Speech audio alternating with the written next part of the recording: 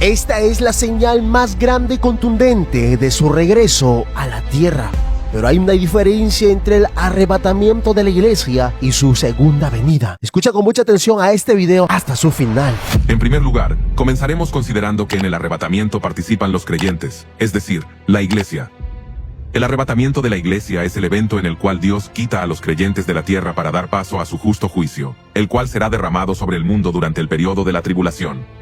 El arrebatamiento se describe claramente en 1 Corintios capítulo 15, versículos 50 al 54, donde leemos: Pero esto digo, hermanos, que la carne y la sangre no pueden heredar el reino de Dios, ni la corrupción hereda la incorrupción.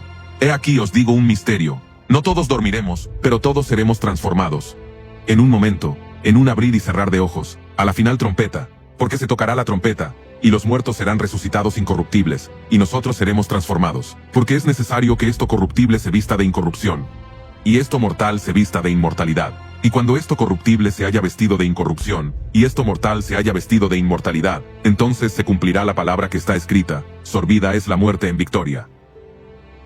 Estimado oyente, la doctrina del rapto no fue enseñada en el Antiguo Testamento, razón por la cual Pablo la llama un misterio ahora revelado. En el sentido bíblico, un misterio es algo que no puede ser comprendido por la mente humana natural, sino que es revelado por Dios y entendido mediante la percepción espiritual.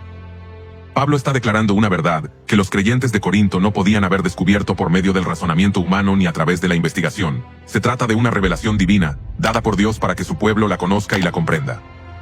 En este pasaje, Pablo nos enseña que no todos los cristianos pasarán por la muerte, sino que habrá una generación final que será transformada directamente en cuerpos glorificados en el momento del arrebatamiento, cuando Jesucristo venga por su iglesia.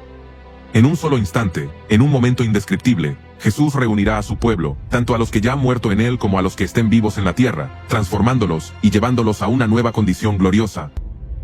Pablo reafirma esta misma verdad en 1 de Tesalonicenses capítulo 4, versículos 15 al 18, donde dice: Por lo cual os decimos esto en palabra del Señor, que nosotros que vivimos, que habremos quedado hasta la venida del Señor, no precederemos a los que durmieron.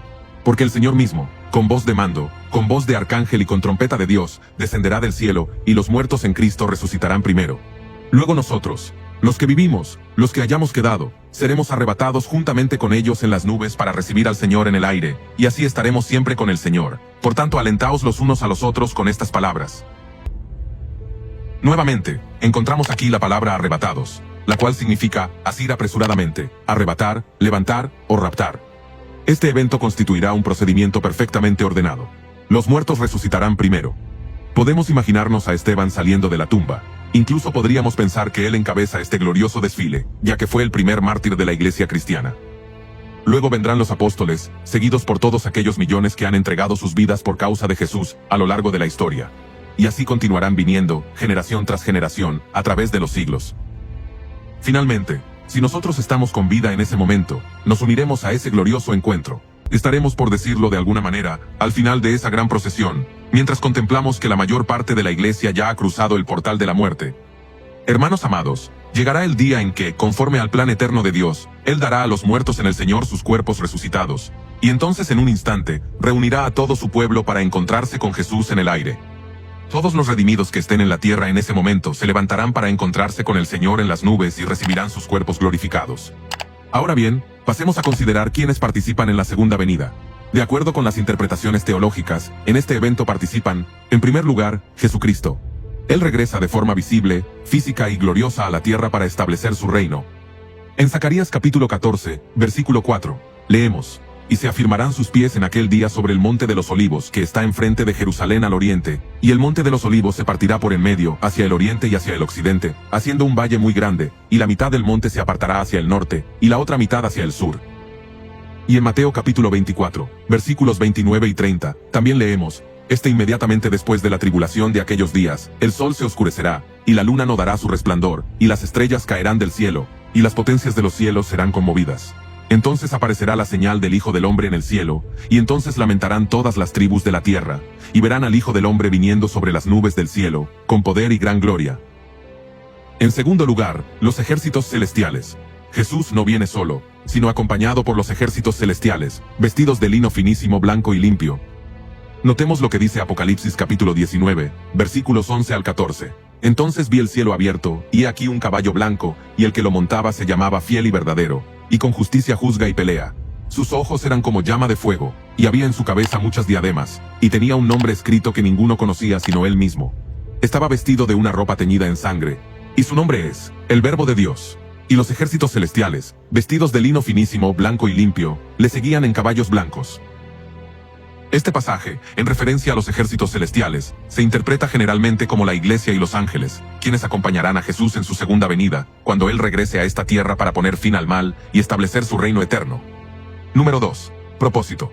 Hermanos amados, el arrebatamiento tiene como propósito librar a la iglesia de la ira venidera, es decir, de los acontecimientos que tendrán lugar durante la gran tribulación. Notemos lo que dice en 1 de Tesalonicenses capítulo 1, versículo 10. Y esperar de los cielos a su Hijo, al cual resucitó de entre los muertos, es decir a Jesús, quien nos libra de la ira venidera. Pablo señaló la esencia de la salvación al declarar que Jesús es quien nos libra de la ira venidera. Nosotros somos salvados de algo, y ese algo es la justa ira de un Dios santo. Más adelante, en esta misma carta en el capítulo 5 versículo 9, Pablo usa la expresión, porque no nos ha puesto Dios para ira, refiriéndose a la liberación que Dios ha preparado para su pueblo frente a la ira que vendrá sobre el mundo en los últimos días.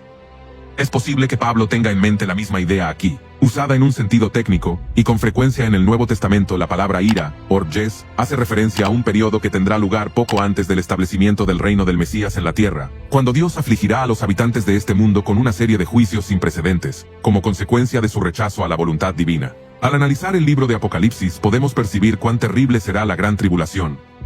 Daniel capítulo 12, versículo 1, describe este periodo de la siguiente manera: y será tiempo de angustia, cual nunca fue desde que hubo gente hasta entonces. Jesús mismo citó este pasaje en Mateo capítulo 24, versículo 21 cuando dijo, porque habrá entonces gran tribulación, cual no la ha habido desde el principio del mundo hasta ahora, ni la habrá.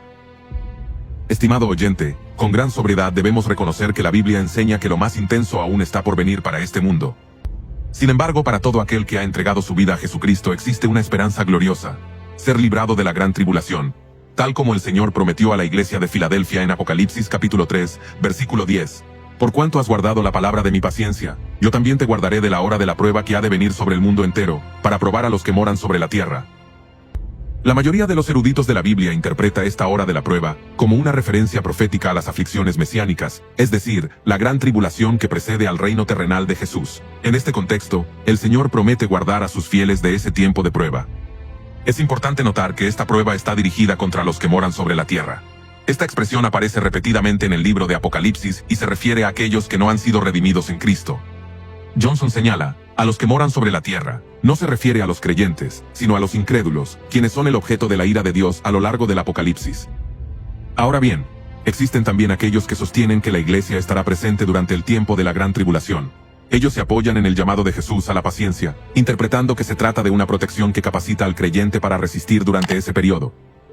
Sin embargo, la referencia a guardar la palabra de la paciencia se encuentra en tiempo pasado. Has guardado la palabra de mi paciencia, lo cual indica que se trata de algo que los creyentes ya han vivido antes de que llegue la hora de la prueba.